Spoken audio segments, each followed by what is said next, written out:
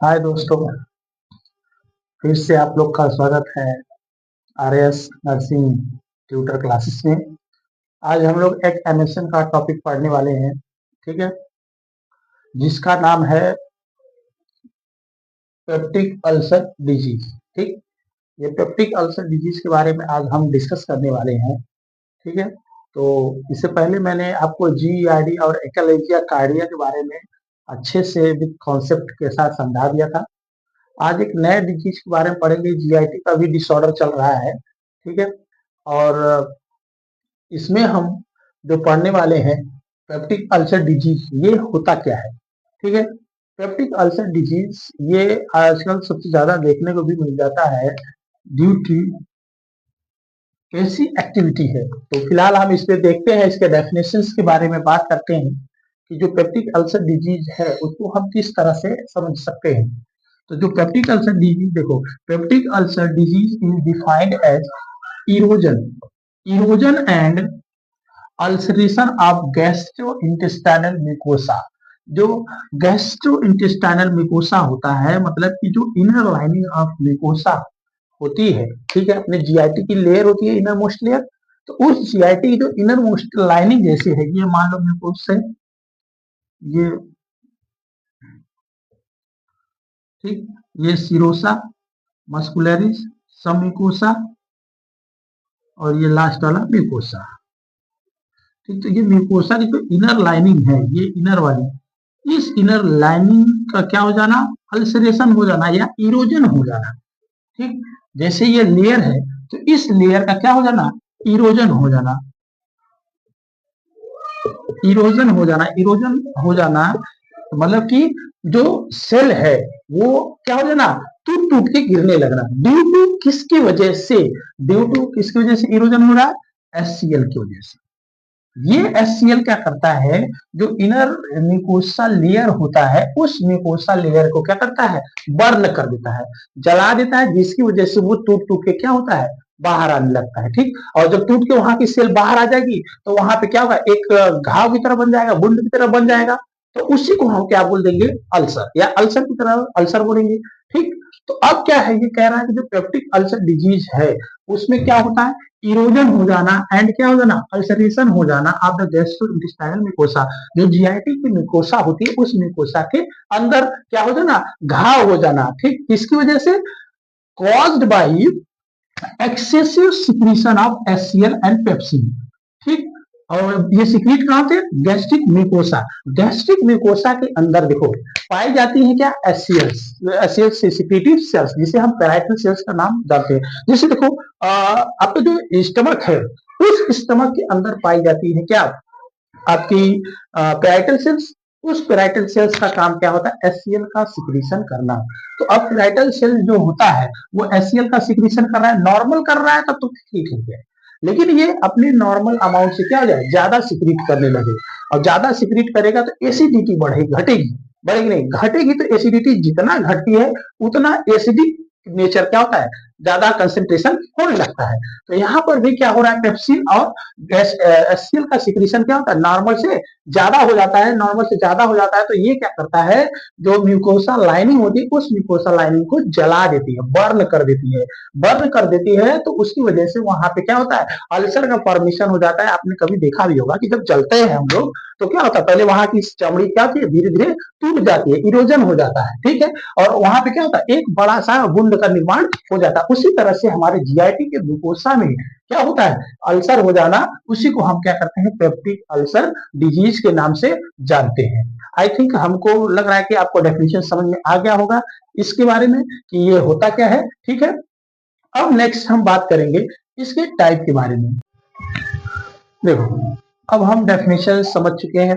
Definition में मैंने बताया कि ये जो म्यूकोसा लाइनिंग होती है, इस म्यूकोसा लाइनिंग में एचसीएल का एक्सेसिव होने की वजह से ये क्या करता है, यहाँ म्यूकोसा लाइनिंग को जला देता है, मतलब क्या करता है, अल्सर कॉज कर देता है। उसी कंडीशन को हम पेप्टिक अल्सर डिजीज के नाम से जानते हैं। अब हम बात करते हैं इसके टाइप के बारे में।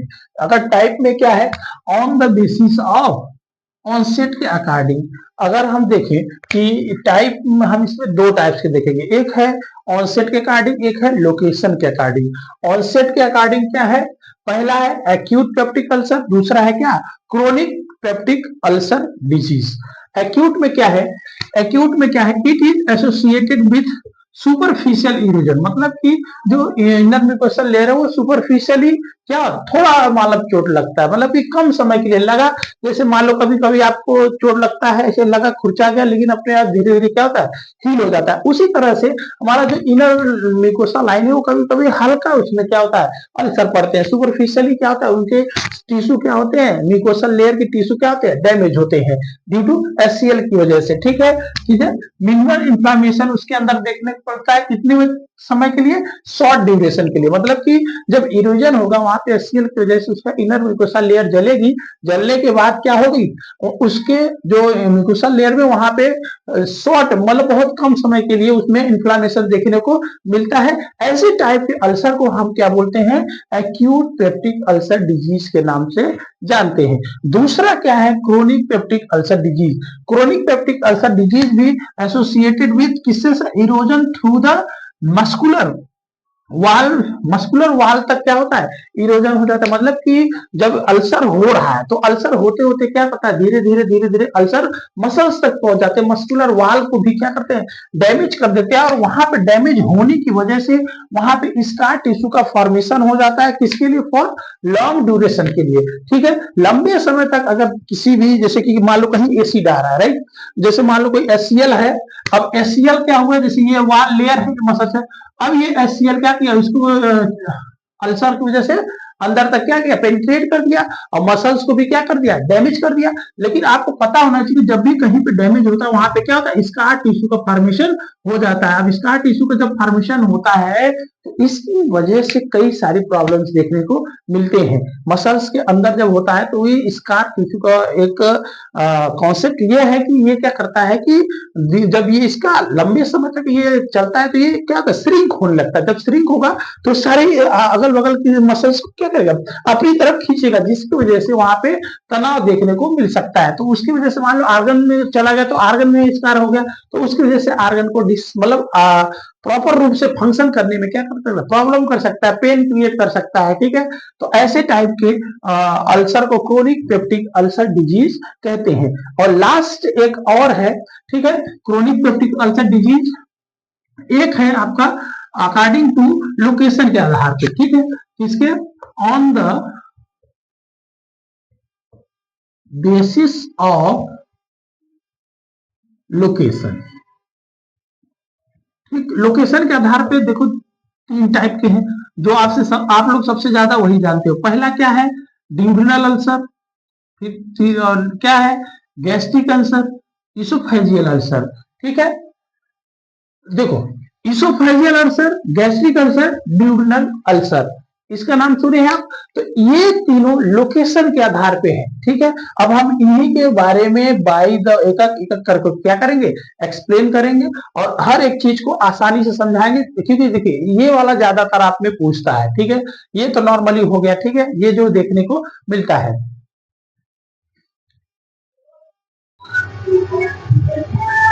अब देखो नेक्स्ट हमने पढ़ना जो पढ़ा है वो लोग, अब नेक्स्ट जो हम पढ़ेंगे टाइप्स में ही अभी पढ़ रहे हैं, जिसका क्या है, on the basis of location. Location के आधार पे पेप्टिक अल्सर कहाँ कहाँ पे देखने को हमें मिलता है। सबसे फर्स्टली कौन कौन, पहले कितने टाइप के होते हैं, कहाँ कहाँ पे देखने को मिलता है, इसोफेजियल अल्सर। अगर इसोफेगस के अंदर हमें देखने को मिलता है अल्सर तो हम इसोफेजियल अल्सर को बोलते हैं। अगर हमारे स्टमक के अंदर देखने को मिलता है अल्सर, तो जैसे यहाँ पे क्या है, अल्सर कहाँ देखने को मिलता है, इसोफेगस में। ठीक, लोअर इसोफेगस में, लोअर इसोफेगस में। और अगर गैस्ट्रिक अल्सर का मतलब है कहाँ पे, स्टमक के अंदर हमें अल्सर देखने को मिले तब हम उसको गैस्ट्रिक अल्सर बोलेंगे। और अगर ड्यूडेनम के अंदर देखने को मिले, कहाँ पे, D1 में देखने को मिलते हैं, तो ऐसे टाइप को हम बोलेंगे ड्यूडेनल अल्सर। अब हम यहाँ पे मैं एक फ्लो चार्ट के रूप में हम तीनों टाइप को एक ही बार में बहुत शॉर्टली समझा दूंगा, ठीक है। पहले हम देखते हैं कि जो हमारा इसोफेजियल अल्सर है, इसोफेजियल अल्सर होता कैसे है। देखो, इसोफेजियल अल्सर होने का इसमें दो कारण है। एक तो आप समझ सकते हैं, जीआरडी में ही मैंने बताया था कि अगर ये जो है आपका ये स्टमक हो गया,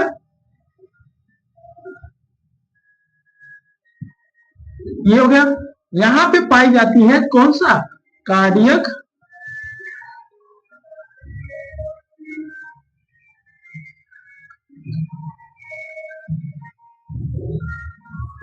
कार्डियक इंस्फिंक्टर।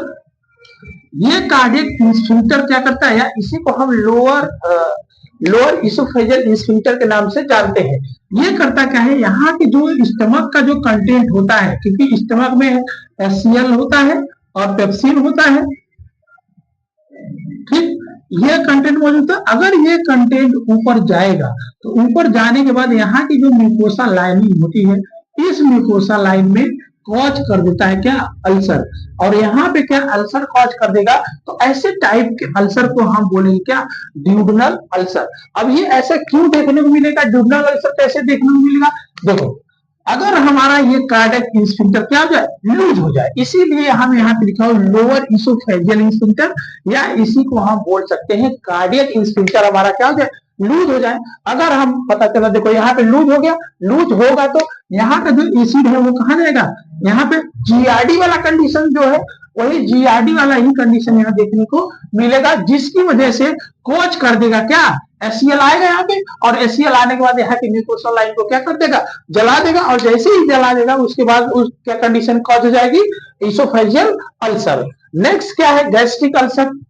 गैस्ट्रिक अल्सर में क्या है कि देखो, गैस्ट्रिक अल्सर कैसे होगा, गैस्ट्रिक अल्सर में ये है, अब यहाँ पे आप लोगों को पता है कि इसके जो स्टमक होती है, इस स्टमक के ऊपर एक म्यूकस का परत चढ़ा होता है, ठीक, म्यूकस कोडिंग होता है। ये स्टमक का जो वाल होता है, जैसे स्टमक है, स्टमक के ऊपर म्यूकस क्या थी, ठीक, क्या थी, म्यूकस की कंसंट्रेटेड अवस्था में रहती है, जेली ल्यूमर स्ट्रक्चर होता है, म्यूकस होता है, वो क्या थी, उससे कोटेड होता है। तो जो HCl का सिक्रेशन होगा, उस HCl से इस, जैसे ये HCl क्या करेगा, जैसे मान लो ये है, ये वाल है, ये वाल है, और ये यहाँ तक क्या है, HCl जमा हुआ है। अब HCl जमा है तो ये सॉरी म्यूकस जमा है, और ये म्यूकस क्या कर रहा है, इस वाल को टच नहीं कर पाएगा। जब टच नहीं कर पाएगा, क्यों, क्योंकि बीच में बैरियर का काम कर रहा है कौन, म्यूकस। अब इस कंडीशन में गैस्ट्रिक अल्सर कैसे हो सकता है, कैसे हो सकता है, या तो हमारा क्या हो जाए, जो म्यूकस का सिक्रीशन होता है, यहाँ पर म्यूकस सेल्स, जो सिक्रेटरी सेल्स होती है, ये म्यूकस का सिक्रीशन क्या कर दे, कम सिक्रीट करे। जब ये म्यूकस का कम सिक्रीशन करेंगी तो इसकी वजह से म्यूकस यहाँ से क्या होगा, हटने लगेगा, और जैसे हटेगा और HCl आके क्या कर देगा, इसके लेयर को जला के क्या अल्सर कॉज कर देगा। इस तरह से गैस्ट्रिक अल्सर क्या हो जाता है, कब, जब म्यूकस की डेफिशिएंसी हो जाए, म्यूकस की डेफिशिएंसी हो जाए उसकी वजह से। और फिर है नेक्स्ट क्या, ड्यूडेनल अल्सर। ड्यूडेनल अल्सर में क्या होता है, अगर आपका ये पायलोरिक इंस्फिंक्टर, देखो मैंने पढ़ाया था पायलोरिक इंस्फिंक्टर क्या होता है, कंट्रोल डिपटी होता है, ठीक, कंट्रोल डिपटी होता है। अब पायलोरिक इंस्फिंक्टर क्या हो रहा है कि अब 5-5 ml में बताया था कि 5-5 ml छोड़ता है, क्योंकि यहाँ पर जो म्यूकस होता है, यहाँ पे म्यूकस की जो कोडिंग होती है बहुत हल्का होता है, बहुत पतली लेयर होती है, क्योंकि यहाँ पे ब्रूनर्स ग्लैंड पाई जाती है D1 में, D1 में ब्रूनर्स ग्लैंड पाई जाती है। ब्रूनर्स ग्लैंड बहुत ज्यादा मात्रा में म्यूकस का सिक्रीशन नहीं करता है, वो कम मात्रा में सिक्रीशन करता है। तो वो म्यूकस क्या करता है, यहाँ पे पतली कोडिंग करता है, जिसकी वजह से, क्योंकि यहाँ पे आ जाएगा फिर क्या, पैंक्रियाटिक जूस आ जाएगा, और पैंक्रियाटिक जूस और बाइल जूस आके उसको क्या करेगा, न्यूट्रलाइज कर देगा। तो इसीलिए यहाँ पर जो कोडिंग होती है ये बहुत हल्की कोडिंग होती है। मतलब आप ऐसे कर सकते हैं कि जो म्यूकस के यहाँ सिक्रीशन होता है, वो म्यूकस के सिक्रीशन बहुत कम मात्रा में होती है। तो वो क्या करता है, अगर मान लो ये हमारा जो पायलोरिक इंस्फिंक्टर है, ये पायलोरिक इंस्फिंक्टर है, पायलोरिक इंस्फिंक्टर ये पाइलोरिक स्फिंक्टर क्या हो जाए, क्लोज ना हो पाए, ठीक है, या क्या हो, सही सॉरी क्लोज नहीं, सही से क्लोज ना हो पाए, ठीक, या तो ये क्या करे, ज्यादा मात्रा में HCl का क्या कर दे, बाहर फेंक दे, या तो ये हो सकता है कि यहां पर HCl का मात्रा क्या हो गया, नॉर्मल से ज्यादा हो गया। अगर मान लीजिए 5 ml ही छोड़ा है, 5 ml ही छोड़ा है, लेकिन उसकी एसिडिटी ज्यादा हो जाए, ठीक, अगर एसिडिटी ज्यादा हो जाए, 5 ml ही हो, लेकिन एसिडिटी अगर ज्यादा रहेगी तब पर भी यहाँ पे क्या अल्सर कॉज कर सकता है, आराम से कर सकता है, और इस तरह से कॉज हो जाएगा क्या, ड्यूडनल अल्सर। अब देखो यहाँ पे मैंने बताया है एकदम एक फ्लो चार्ट में सिंपल सा कि इसोफेजियल अल्सर कॉज कहां पे होगा, लोअर इसोफेगस, ठीक, लोअर इसोफेगस होगा, वहां पे हमको अगर अल्सर और देखने को मिलेगा तो उसको हम बोलेंगे क्या, इसोफेजियल अल्सर। हालांकि कहीं पे इसोफेगस में कहीं पे भी मिले, लेकिन मोस्टली हमें देखने को देखो,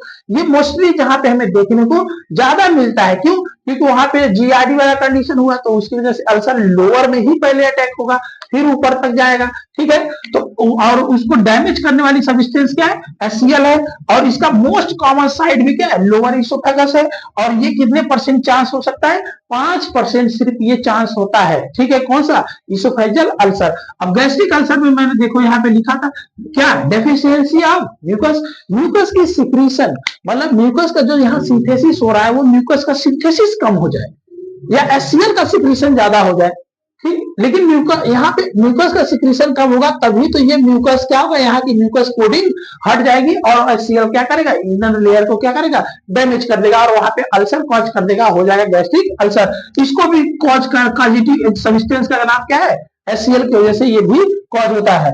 और ये मोस्टली कहाँ देखने को मिलता है, यहाँ पे देखो मोस्ट कॉमन साइट, मतलब मोस्ट कॉमन साइट हमें कहाँ देखने को मिलता है, पाइलोरिक एंट्रम में लोअर कर्वेचर की तरफ, ये जो पोर्शन होता है, देखो ये जो पोर्शन होता है, ये पाइलोरिक एंट्रम होता है, तो ये पाइलोरिक एंट्रम ये लोअर कर्वेचर है, देखो ये लेसर कर्वेचर, ये ग्रेटर कर्वेचर, तो लेसर कर्वेचर की साइड, इस साइड सबसे ज्यादा हमें अल्सर देखने को मिलता है, किस साइड, इस साइड, यहाँ पर हमें सबसे ज्यादा अल्सर देखने को मिलता है।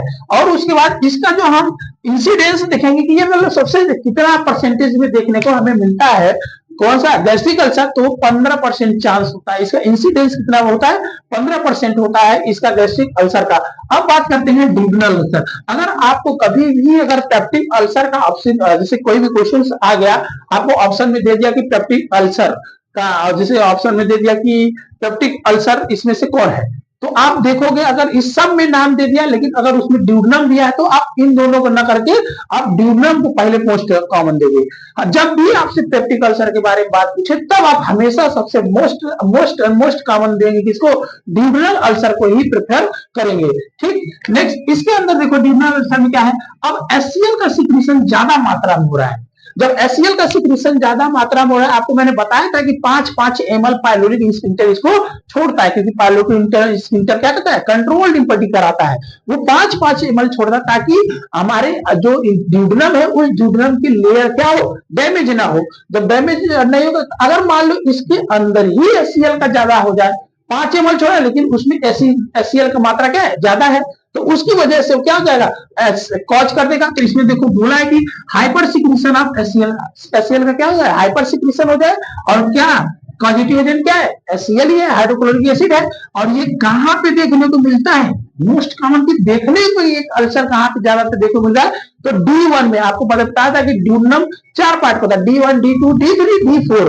तो D1 जो स्टार्टिंग पॉइंट होता है, जहां पाइलोरिक स्फिंक्टर से स्टार्ट होता है, तो उसे D1 बोलते हैं, वहां के एंटेरियर वाल में सबसे ज्यादा आपको देखने को मिलता है अल्सर, ठीक। और इस ये सबसे मोस्ट कॉमन माना जाता है, सबसे ज्यादा इंसिडेंस, जब भी अल्सर का कोई भी केस अगर आपको देखोगे, उसमें से 80% जो केस होगा आपको देखने को मिलेगा क्या, ड्यूडनल अल्सर। अगर आपसे पेप्टिक अल्सर के बारे में पूछे कभी भी, तो आप हमेशा प्रेफर करिएगा ड्यूडनल अल्सर के रिलेटेड करके आप हमेशा क्वेश्चन करिएगा, ठीक है। नेक्स्ट अब हम बात करते हैं, ये हो गए इसके टाइप्स के बारे में। अब हम जो नेक्स्ट पढ़ने वाले हैं, वो हम पढ़ने वाले हैं कॉजेस के बारे में, ठीक है।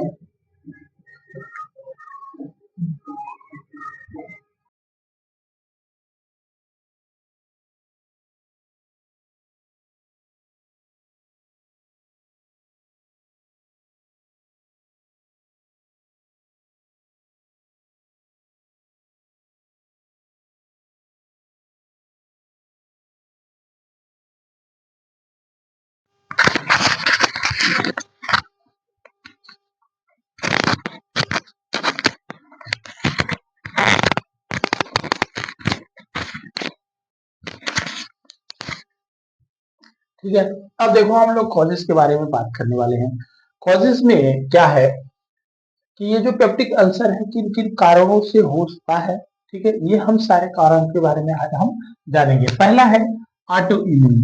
ठीक, ऑटो इम्यून का मतलब है कि अगर आपका ऑटो इम्यून मतलब कि एक तरह से जो आपका इम्यून सिस्टम है, ठीक, वो इम्यून सिस्टम में जैसे कि आपकी जो सेल्स हैं, म्यूकस सिक्रेटिंग सेल्स, उस सेल के प्रति हमारी जो बॉडी होती है वो क्या करती है, एंटीबॉडी का सिक्रीशन कर लेती है, और वो क्या करती है, म्यूकस का सिक्रीशन जो सिक्रेटरी सेल्स होती हैं उस सिक्रेटरी सेल्स को सप्रेस कर देती है। और जब सप्रेस कर देती है तो म्यूकस का सिक्रीशन नहीं होता है, तो म्यूकस का जब सिक्रीशन कम हो जाएगा तो एचसीएल का अमाउंट ऑलरेडी बढ़ा जाएगा, तो उसकी वजह से एचसीएल क्या करेगा, उसको बर्न आउट कर देगा इनर म्यूकोसा लेयर को। उसके बाद क्या है, बाइल रिफ्लेक्स। अगर बाइल रिफ्लेक्स क्या है, देखो मैंने बताया था कि बाइल क्या होता है, अल्कलाइन नेचर का होता है। ठीक, तो बाइल क्या करता है, वो जो जूसेस ड्यूडेनम में आती हैं वो जूसेस को ये क्या करता है, न्यूट्रलाइज करने में हेल्प करता है। लेकिन अगर वो रिफ्लेक्स होके वापस बाइल जूस क्या हो या रिफ्लेक्स हो जाए, बाइल जूस क्या हो और न जा पाए उसमें ड्यूडेनम में, तो उसकी वजह से वहां पर हमें क्या ड्यूडेनल अल्सर देखने को मिलता है। क्योंकि आपको पता है कि पैंक्रियाटिक जूस और बाइल जूस मिलके आते हैं, वो करते क्या है कि न्यूट्रिशन उसको एचसीएल को क्या करते हैं, न्यूट्रलाइज करते हैं। लेकिन अब वो नहीं आएंगे तो उसकी वजह से क्या होगा, न्यूट्रलाइज नहीं हो पाएगा। नेक्स्ट है कोरेसिव सब्सटेंस। कोरेसिव सब्सटेंस अगर हम ज्यादा यूज कर रहे हैं, कोरेसिव सब्सटेंस ऐसे हैं जो अल्सर कॉज करने में हेल्प करते हैं। फिर उसके बाद क्या है, ड्रग्स। अल्सरोजेनिक ड्रग्स, ऐसे ड्रग्स जो क्या करते हैं, अल्सर को इंड्यूस कराते हैं, ऐसे ड्रग्स को हम बोलते हैं अल्सरेटिव या अल्सरोजेनिक ड्रग्स कहते हैं, जो अल्सर को क्या करने हेल्प करते हैं, अल्सर काज करने में। फिर क्या है, कार्टिकोस्टेरॉइड। कार्टिकोस्टेरॉइड क्या करता है, ये भी क्या करता है, पीयूडी कॉज करता है।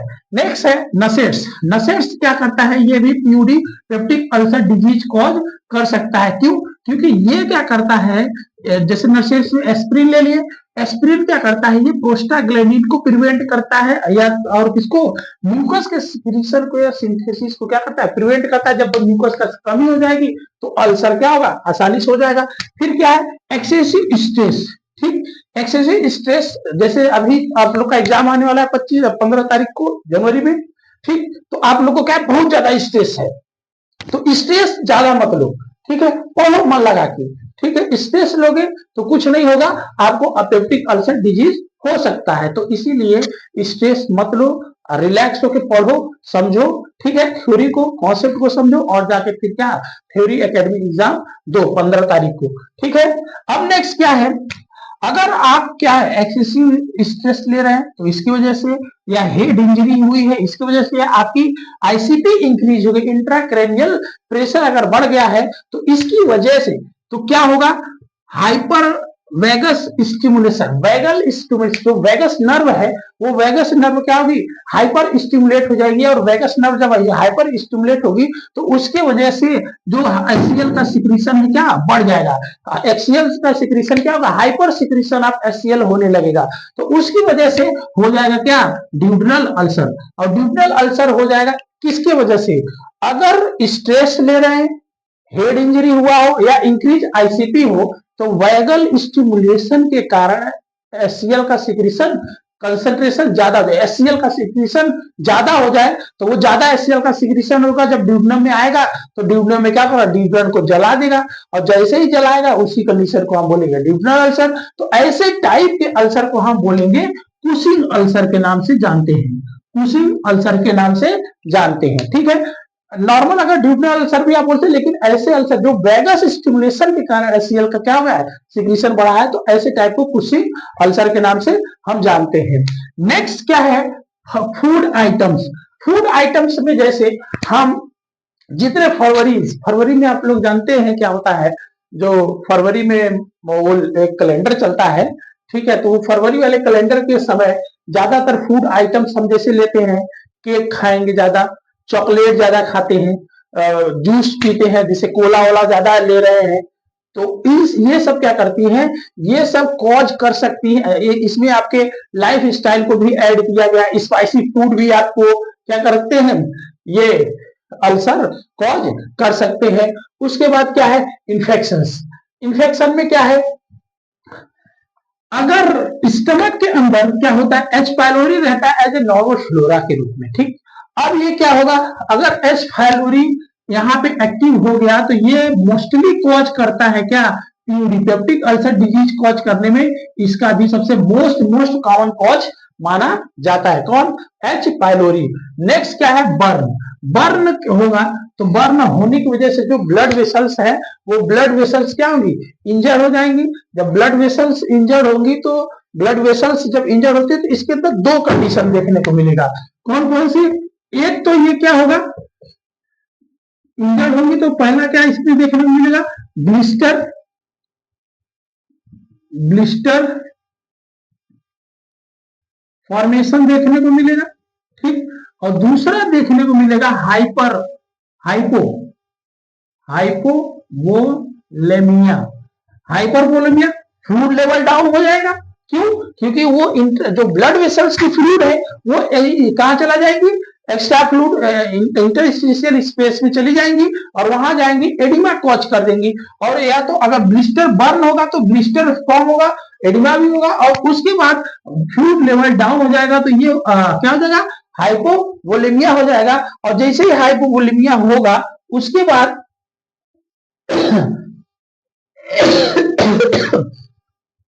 सॉरी, हाइपोवोलेमिया होगा तो क्या होगा, ब्लड का लेवल भी डाउन होगा। जब ब्लड का लेवल डाउन होगा, ठीक है, ब्लड डिक्रीज हो जाएगा और ये ब्लड जीआईटी को सप्लाई नहीं दे पाएगा। और जब जीआईटी को सप्लाई नहीं मिलेगा तो वहां पे एससीएल का सिक्रीशन, मतलब म्यूकस का सिक्रीशन क्या हो जाएगा, कम हो जाएगा। जब ब्लड सप्लाई नहीं होगा तो म्यूकस का सिक्रीशन क्या हो जाएगा, कम हो जाएगा। और जब म्यूकस का सिक्रीशन कम हो जाएगा तो उसकी वजह से अल्सर कॉज कर देगा, ठीक है। देखो पहले क्या है, जब ब्लड वेसल्स बर्न होंगी तो इसमें दो कंडीशन, एक तो क्या होगा, ब्लिस्टर का फॉर्मेशन होगा, आपको पता है फोड़ा हो जाता है, भर जाता है, वाटर बैंक फॉर्मेशन देता है। फिर उसके बाद क्या है, दूसरे में हाइपोवोलेमिया होगा। क्यों होगा, क्योंकि हमारा जब बर्न होता है तो हमारा जो फ्लूइड होता है, ब्लड वेसल्स का फ्लूइड, वो बाहर चला जाता है, ठीक। बाहर आता है तो क्या होता है, हाइपोवोलेमिया हो जाएगा, फ्लूइड लेवल डाउन होगा तो ब्लड, क्योंकि फ्लूइड में ब्लड कभी वो भी डाउन होगा तो उसकी वजह से जब फ्लूइड डाउन होगा तो वो ब्लड सर्कुलेशन क्या हो जाएगा, अफेक्ट करेगा। तो इसकी वजह से जो जीआईटी होती है उसको प्रॉपर मात्रा में ऑक्सीजन नहीं मिल पाती है। जब उसको नहीं मिल पाएगी तो वहां क्या होगा, म्यूकस का सिक्रीशन कम हो जाएगा। जब म्यूकस का सिक्रीशन कम होगा तो एचसीएल की वजह से क्या कॉज कर देगा, अल्सर कॉज कर देगा। ये रहा आपका ओवरऑल कॉजेस। अभी दो तीन कॉजेस और हैं, मैं इसको बता दूंगा, लेकिन आज के लिए इतना ही, ठीक है। तो फर्स्टली आज से फिर से स्टार्ट कर दिया है मैंने, ठीक है। अभी तक आप लोग का अभी पेपर है तो कोशिश करूंगा कि मैं पेपर तक आप लोग का जितना पढ़ाया गया है कोशिश करूंगा एक क्लास लूंगा, ठीक है। कोशिश करूंगा कि लाइव क्लास लूं ताकि आपका पूरा एक ही क्लास में सब क्या कर दूं, फिनिश कर दूं, ठीक है। अब मैं नेक्स्ट एनाटॉमी फिजियोलॉजी दोनों साथ साथ अब चलूंगा। देखो अभी आप लोग का जो ये आपका जीआईटी का जो एनाटॉमी था उसमें कुछ क्लासेस रुकी हुई थी, ठीक है। और अब इसका 3 डिजीज हो गया है, अभी पेप्टिक अल्सर डिजीज चल रहा है और एनाटॉमी भी मैं क्लियर कर दूंगा। अभी एनाटॉमी भी क्लियर होता रहेगा और आपका एमएसएन भी साथ में ही क्लियर होता रहेगा। इससे क्या होगा कि आपको कहीं जाने की नहीं, मतलब एनाटॉमी भी पास में मिल जाएगा और उसका एमएसएन टॉपिक डिजीज पोर्शन भी आपका वहीं पास में मिल जाएगा, ठीक है। तो दोस्तों आज के लिए इतना ही, मिलते हैं नेक्स्ट क्लास में और एक और इसके नेक्स्ट आगे का पोर्शन लेके। लेकिन इससे पहले मैं आपसे कुछ कहना चाहता हूं कि देखो मुझे पता है कि आप लोग बहुत स्ट्रेस में हो because your exam coming soon, ठीक है, बहुत जल्द आ रहा है, 15 तारीख आपको पता भी है जनवरी में। तो आप बहुत ज्यादा फ्रस्ट्रेट हो, हमें काफी बच्चे मैसेज भी कर रहे हैं कि समझ नहीं आ रहा है क्या करें सर, प्रेशर बढ़ा जा रहा है। तो देखो क्या है, प्रेशर नहीं लेना है। प्रेशर हम भी देखो लिए थे, क्या हुआ, कुछ नहीं हुआ, टाइम लॉस हो गया। तो प्रेशर मत लो। मैंने आप लोग को बताया कि जब भी आपको कोई प्रेशर ले तो क्या करना है, समझ गए ना, मेरे बोलने की जरूरत नहीं है, आप लोग को समझ में आएगा कि क्या करना है, सीधा बोलो, ठीक। उसके बाद अपने टाइम माइंड को फ्रेश करो, घूमो, थोड़ा सा टहल लिया करो, सुबह थोड़ा टहल लिया करो, माइंड फ्रेश लिया करो, सोशल मीडिया का कम इस्तेमाल करो। मैं 3 डे रूल जो बताया हूँ, ठीक है, उस रूल को आप फॉलो करोगे। ठीक, देखो मैं एक बार फिर से यहाँ पे मैं बता दूं कि किस तरह से करना है। ठीक है, तो ये क्लास आगे यहाँ तक के लिए थोड़ा सा कुछ इंपॉर्टेंट बता दूं आप लोग को। मैं कब से बताने की कोशिश कर रहा था कि आप लोग को बता दूं कि किस तरह से आप एग्जाम, अभी कम समय है आपके पास, अब आपके पास टोटल 25 दिन बचे हुए हैं।